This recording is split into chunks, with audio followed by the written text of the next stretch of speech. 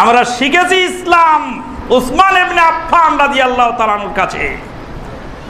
উসমান ইবনে আফফান রাদিয়াল্লাহু তাআলা আনহু মুবাশশার বিল জান্নাহ, জান্নাতের শুভ সংবাদ প্রাপ্ত জলিলুল কদর সাহাবী, মুসলিম জাহানের তৃতীয় খলিফা। তার বাড়ি ঘেরাও করা হয়েছে, পানি বন্ধ করে দেওয়া হয়েছে। অবুঝ যুবকেরা ভুল সিদ্ধান্তে পদক্ষেপ নিয়ে উস্কানিদাতাদের উস্কানিতে উদ্বুদ্ধ হয়ে জলিলুল কদর সাহাবী উসমান ইবনে আফফানের বাড়ি ঘেরাও করেছে, পানি বন্ধ করেছে, বলছে আপনাকে হত্যা করার জন্য আমরা এসেছি।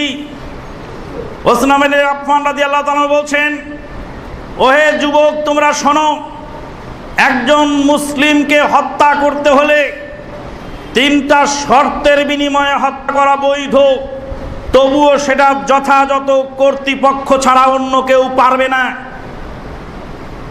1 নাম্বার, লালু আর ভুলু আইন হাতে তুলে নিতে পারে না।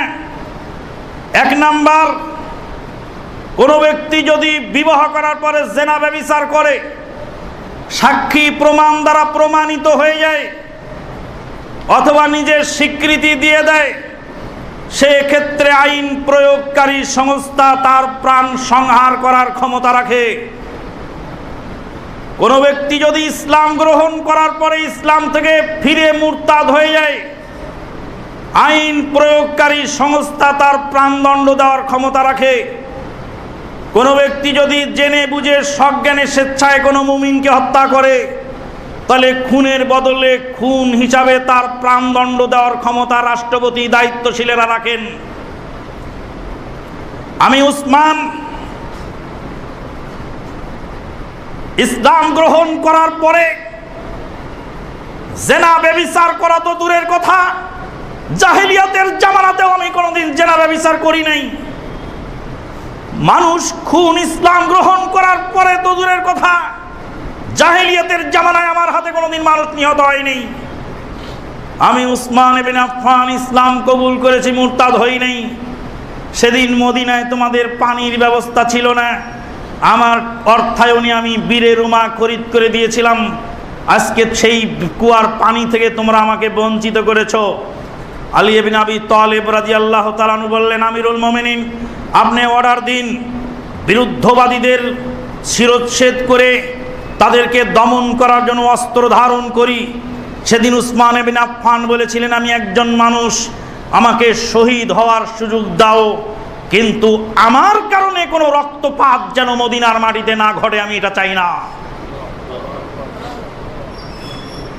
আপনি খেলাফতের দায়িত্ব ছেড়ে দিন। আমার নবী আমাকে মানা করে গেছেন, তোমাকে নিয়ে একদিন গোলমাল হবে, তোমার খেলাফত সেদিন ওরা কেড়ে নিতে চাইবে, তুমি সেটা ছেড়ে দিও না।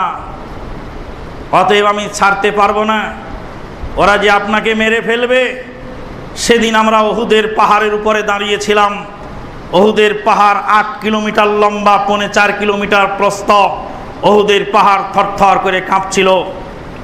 রাসূল সাল্লাল্লাহু আলাইহি সাল্লাম লাঠি দিয়ে উহুদের পাহাড়কে আঘাত করে বললেন, উসবুত উহুদ ফাইন্নামা আলাইকা নাবিয়্যুন ওয়া সিদ্দীকুন ওয়া শাহীদান। হে উহুদের পাহাড়, তুমি শান্ত হও, তোমার উপরে কেবলমাত্র একজন নবী, একজন সিদ্দিক আকবর আবু বকর সিদ্দিক, আর 2 জন শহীদ ওমরে ফারুক এবং উসমান ইবনে আফফান। 2 জন শহীদ দাঁড়িয়ে, একজন সিদ্দিক দাঁড়িয়ে এবং একজন নবী দাঁড়িয়ে।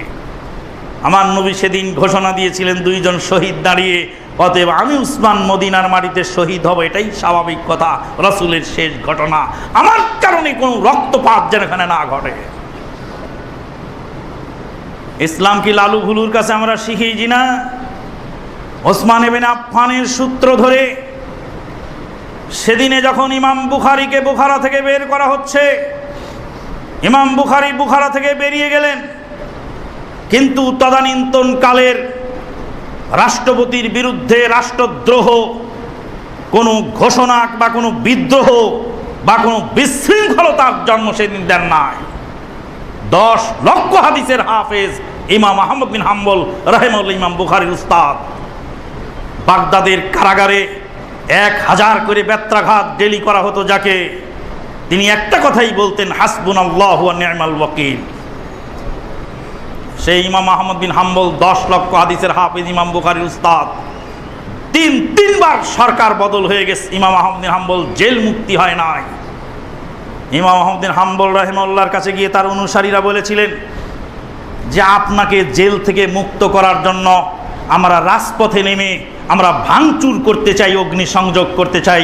ইমাম আহমদ বিন হাম্বল বলে, খবরদার না, একজন মানুষের কারণে মুসলিম জাতির রক্তপাত ঘটতে পারে না, দেশ ও জাতির অর্থ সম্পদ নষ্ট হতে পারে না।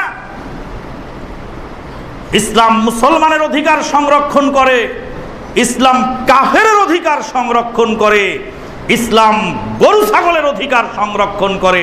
গরু ছাগল জবাই করার সময় চাকু ধার দাও, ইসলাম আমাকে শিখিয়েছে। গরু ছাগলের গোশত খাবে, কিন্তু চাকু ধার দিয়ে জবাই করো যেন কষ্ট তাদের না হয়। কুকুরের বাচ্চাকে পানি পান করিয়ে জান্নাত পেয়ে গেল একজন রান্ডি মহিলা, চরিত্রহীনা দেহ ব্যবসায়ী, আর একজন ভালো তাহাজ্জুদ গুজার মহিলা বন্দি করে বিড়ালের বাচ্চাকে আটকে মেরে ফেলানোর কারণে তার ইবাদত বরবাদ হয়ে গেল। ইরহামু মান ফিল আরদি ইয়ারহামুকুম মান ফিস সামা, ইসলাম আমাকে শিখিয়েছে।